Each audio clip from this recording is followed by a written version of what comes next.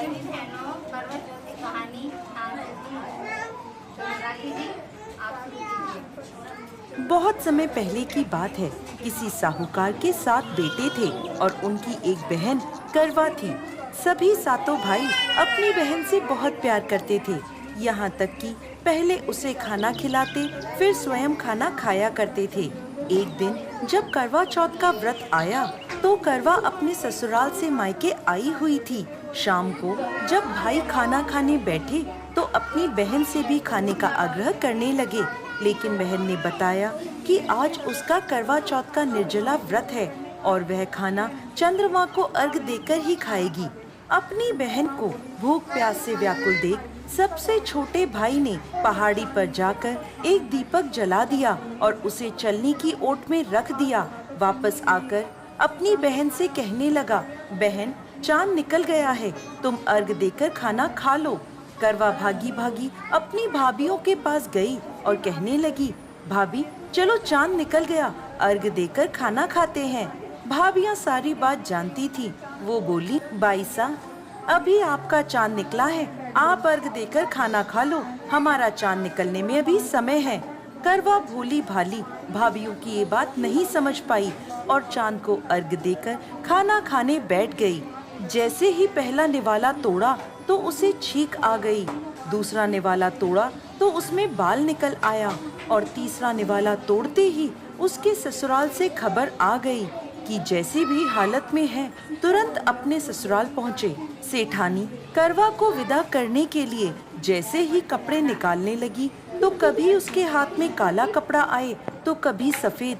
ये देखकर सेठानी को बहुत चिंता हुई और वह करवा से बोली, बेटा रास्ते में जो भी मिले उन सबके पैर छूती जाना, जो भी तुझे बूढ़ सुहागन होने का आशीर्वाद दे तो वहीं अपने पल्ले में गांठ बांध लेना। माँ की ये बात सुनकर करवा अपने ससुराल के लिए निकल गई। रास्ते में जो भी मिला करवा उन सबके पैर छूती गई। सभी उसे खुश रहो सुखी रहो यह आशीर्वाद देते रहे, लेकिन किसी ने भी उसे बूढ़ सुहागन होने का आशीर्वाद नहीं दिया।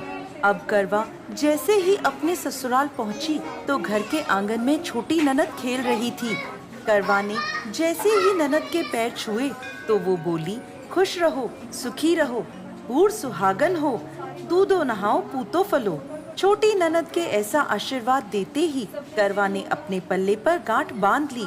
जैसे ही वो अंदर गई तो देखती है आंगन में उसके पति का शव रखा था और उसे ले जाने की तैयारी की जा रही थी।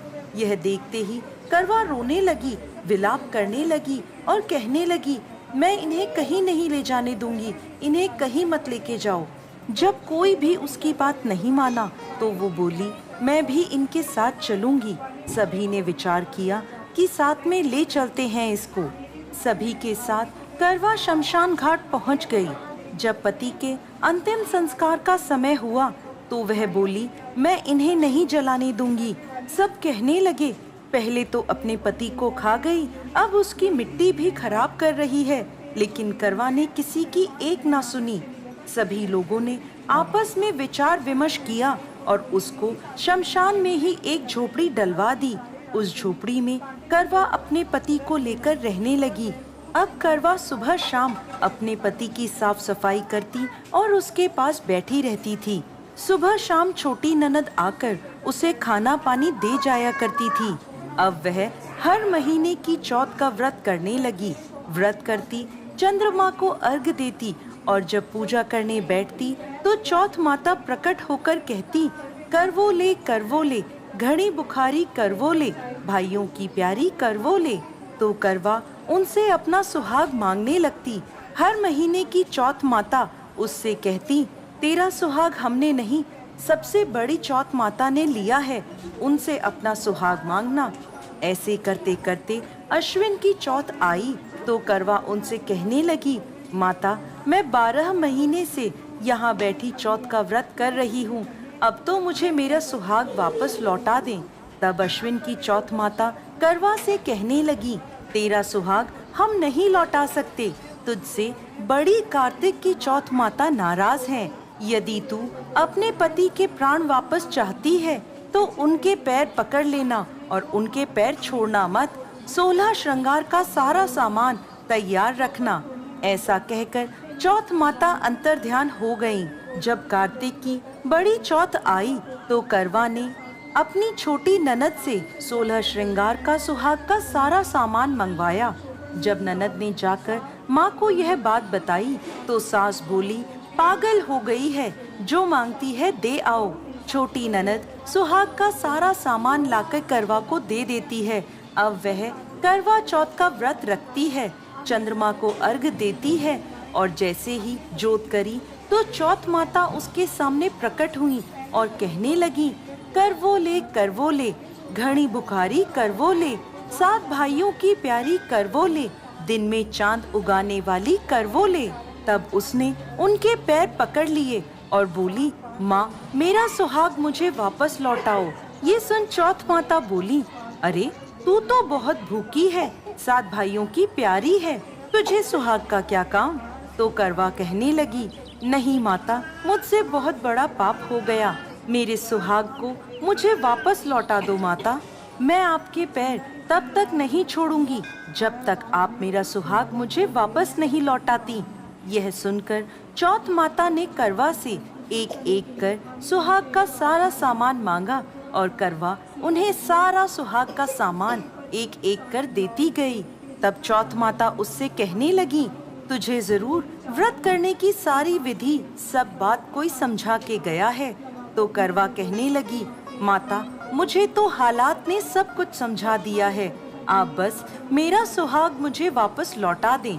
तब चौथ माता ने अपनी आँखों से काजल निकाला, उंगलियों से मेहंदी और मांग से सिंदूर निकालकर उसे करवे में घोल दिया और उस जल से उसके पति को छींटा लगाया। छींटा लगते ही उसका पति जीवित हो गया। जाते जाते चौथ माता उसकी झोपड़ी पर लात मार गई, जिससे उसकी झोपड़ी महल में बदल गई। करवा के सब सुख आनंद हो गया।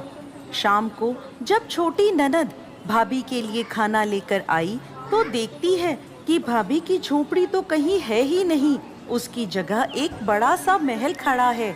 उधर करवा खिड़की में बैठी छोटी ननद के आने की प्रतीक्षा कर रही थी। छोटी ननद को आता देख करवा दौड़ी दौड़ी उसके पास गई और कहने लगी, देखो बाईसा, आपका भाई जीवित हो गया, घर जाओ और माताजी से कहो कि गाजे बाजे के साथ हमें लेने आए। छोटी ननद दौड़ी दौड़ी माँ के पास गई और कहने लगी, माँ भाई जीवित हो गया। माँ कहने लगी, अब तक तो वो भाभी ही थी, अब तेरा भी उसके साथ साथ दिमाग खराब हो गया है। तो वह बोली, नहीं माँ, मैंने अपनी आँखों से देखा है, भाई जीवित हो गया है। ये सुन माँ और बेटी दोनों गाजे बाजे के साथ अपने बेटे और बहू के पास पहुँचे।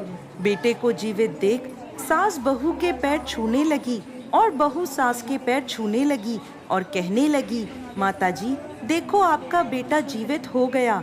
तो सास बोली, बहू मेरा बेटा नहीं, तेरा पति जीवित हो गया, मैंने तो साल भर पहले ही इसका अंतिम संस्कार कर दिया था, ये तो तेरे भाग्य से वापस आया है। हे चौथ माता, जैसी पहले साहूकार की बेटी के साथ करी वैसी किसी के साथ मत करना, और बाद में जैसे करवा के पति को लंबी आयु दी वैसे ही इस कथा को कहने वाले, सुनने वाले और हुंकारा भरने वाले सब पर कृपा करना। जय चौथ माता।